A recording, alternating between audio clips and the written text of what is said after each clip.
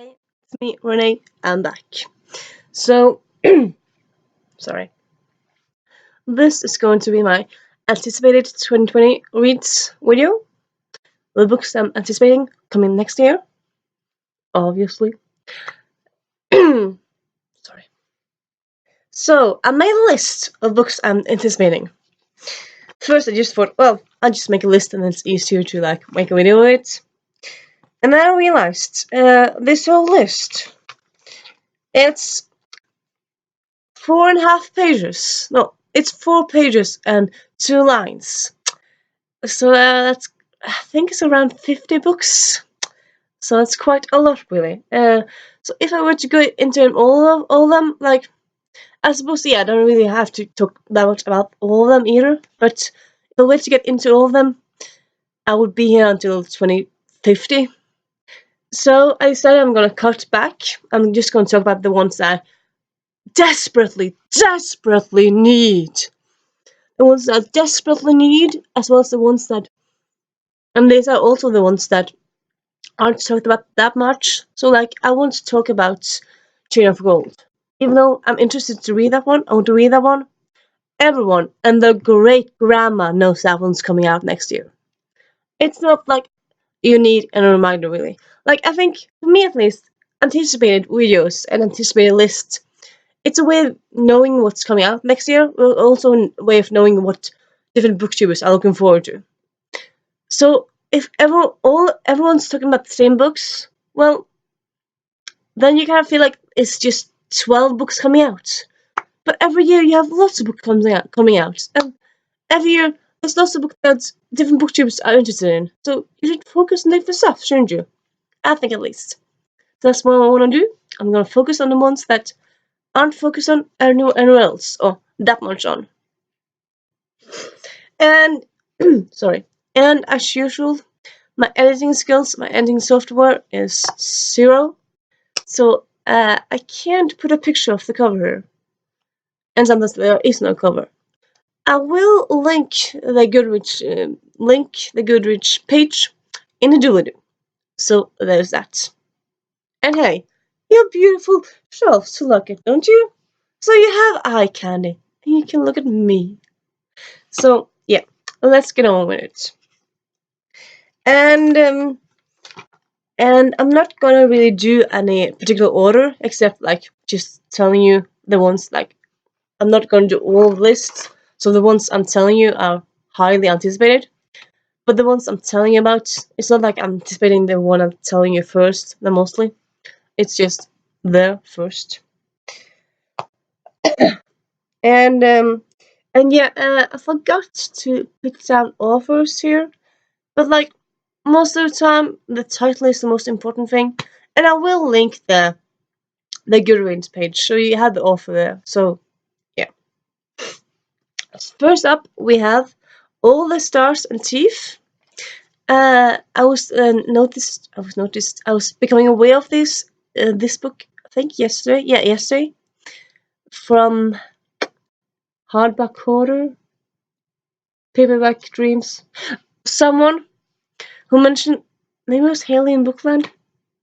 I watch so many booktube videos. Anyway, someone mentioned this book, All the Stars and Teeth. It's about piracy. It's about mermaids. It's about magic. It's about choosing your own destiny. And who doesn't like that? And I think there's also some shipwrecks in there. I'm not sure. So yeah, that is cool. Then next we have, and this one is actually one I don't know that much about. It's just the title sounds so cool. And it's A Cuban Girl's Guide to Sweaters and Stars. So it's about, I'm pretty sure, I have to double check, but I'm pretty sure it's about a Cuban American going to Cuba for the summer and about her summer in Cuba. So yeah, I really like books that take place outside of the US and UK. And yeah, that takes place outside of the normal places. So a book set in Cuba is very interesting. So that one I'm looking forward to. It's a contemporary, to the best of our knowledge. Pretty sure it is. Anyway, I'll link it down below. Up next, we have the Falling in Love montage by Montage. Montage. Montage. Well, the scenes of, yeah, you'll you'll see the title. By Sierra Smith. This is actually a lesbian love story. It's set around a girl who's analyzing, I think, romantic movies, and then I think she parodies them or something. Anyway, for some reason, there's lots of montages. How do you say it? There's lots of well, it's focusing on romance. Okay, so yeah, there's that. Sorry, still have a wee bit of a cold. Not much, but a wee bit. And then up next you have, and yeah, you see, some of these books have offers. All of the books have offers.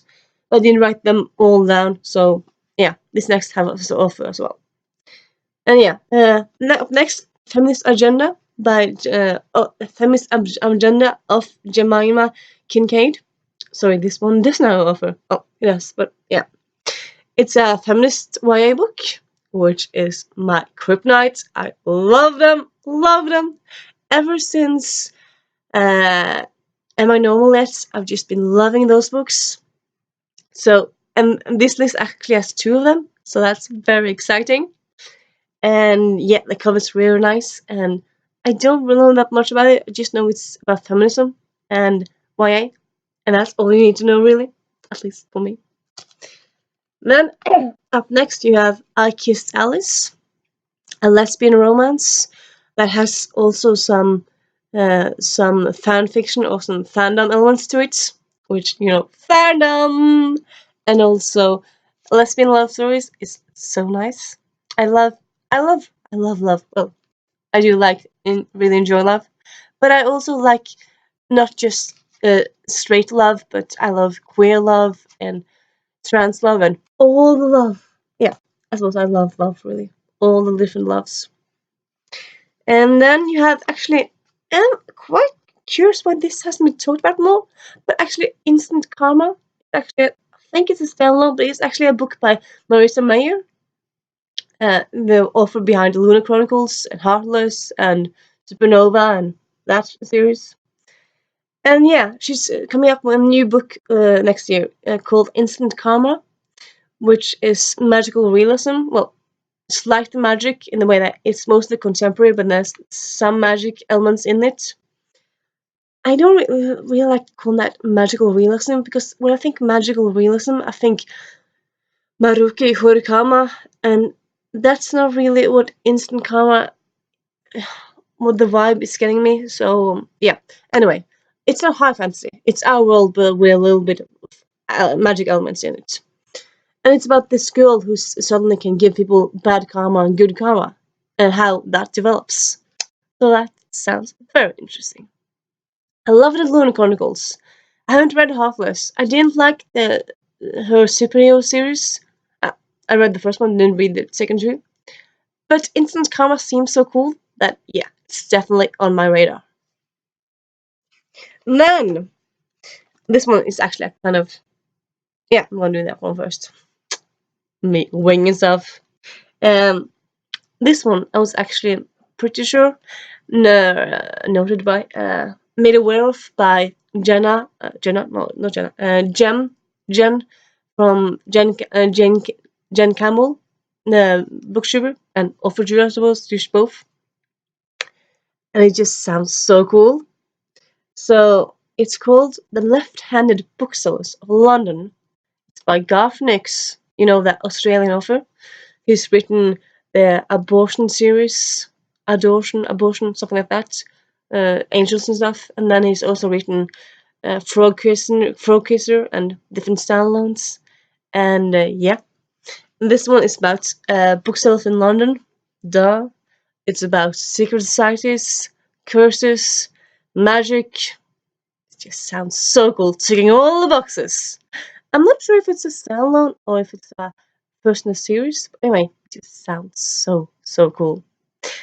I noticed last night, not last year, yesterday, that it's coming out in September. So We have to wait till September to get it. There's always arcs. Yeah. But anyway, it just sounds so cool. Up next, we have The Killings of Kingfisher Hill. And you might think, is this crime? Yes, it actually is. I do read some crime now and then. This is actually part of the new, well, it is new. It's part of the new Hercule Poirot series. Sophie Hannah, a British crime author, was approached by the Agatha Christie estate, and they asked her to write more Hercule Poirot stories. So it's Hercule Poirot, but the policeman he's collaborating with is a new character, and the mysteries are totally new. So it's not a retelling of any of the older stories. It's just like Hercule Poirot. So it's just like new stories, but with the same known character. And it feels very Agatha Christie, so that's very nice. It doesn't feel parodic or bad or anything. It's just so good. So far, there's been 3 books, and then this 4th book is coming next year. The Killings at Kingfisher Hill. I'll link that one and the other 3 down below. Curious to read those. Curious about those ones. That's adult crime, but it's not like it's same style as Agatha Christie, so it's no blood or gore or graphicness in it. So you can easily read it if you're a teen or if you're 10. I don't know. It's up to you, really. I read Agatha Christie when I was 19, so yeah. Sorry. And then up next we have The Life and Medieval Times, Pacton Jamie of Kit Sweetly. So this one is described as A Knight's Tale meets. It was something else. But anyway, I love the movie Knight's Tale. You know, that movie with Heath Ledger from 2002 or something? It's so good. Yeah, it's described as this meets something else. I'll link it in doobly and write in doobly. It's contemporary, it's romance, it sounds cool, it's on my list. Up next, we have a bit of a obvious one, but I'm just gonna mention it here. Some of the books I mention will be a bit obvious, like Instant Commerce and Mr. Meyer. She's not that unknown, so people could have heard of her. But yeah, it's A Map from Here to There. Actually, pre-ordered it on Saturday. It's by Emery Lord. It was first it was first it was a standalone, and then she decided to write a sequel to this book. It came out a few years ago. So it's a contemporary about a girl who's in her last year in college. Not in college, in high school. So she's thinking about what she's going to do for college, thinking about crossroads and different stuff. And Emery Lord is such a great author, and I love these characters. So I just can't wait. Can't wait for this one. And then also, next from this book, actually, My Eyes Are Up Here. So it seems to be a book about slut shaming and people focusing on the breast and the other stuff, and not on the brain and the eyes. So that is very intriguing. I'm gonna get to that one. Well, I want to read anyway. It's not guaranteed, but I anticipate that one. I do. And then you have Not Your Hero by C.B. Lee. It's an author that's not highly known, but it's known in some circle. She writes LGBT class, LGBT class. She writes queer superheroes. So she writes. Well, she has written some other stuff as well, but she has a series where it's dystopian, but it's also superheroes, and it's all with diverse, like both ethnically and sexually characters. You have bi, you have gay, you have trans, all the different stuff. So that's very fun. This Not Your Hero is the 4th book. Sorry, fourth book. The 3rd book came up in 2019. Still haven't gone into it. I want to, obviously. But yeah, I'm of course anticipating the next book in the series anyhow, because the series is so good.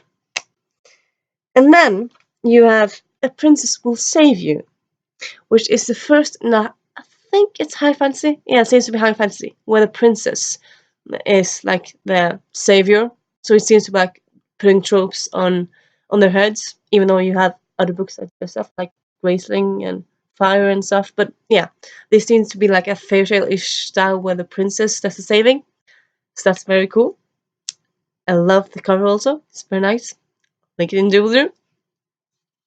And then this one. This one is so cool.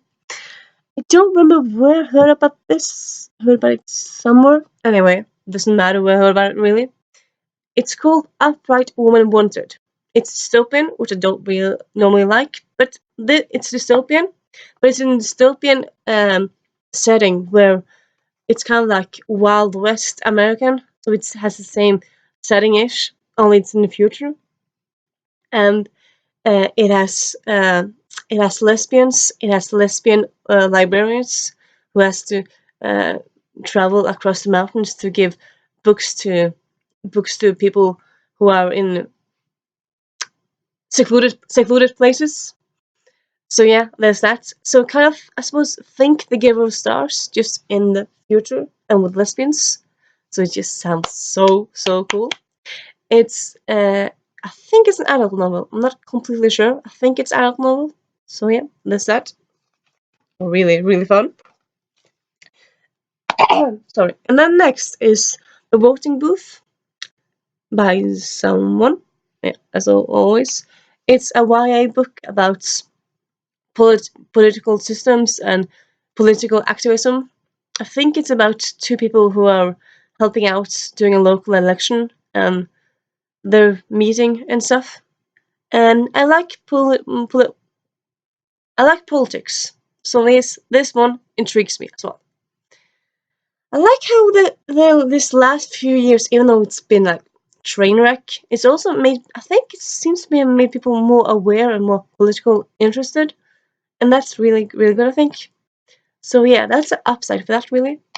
And yeah, and that's my anticipated books of 2020.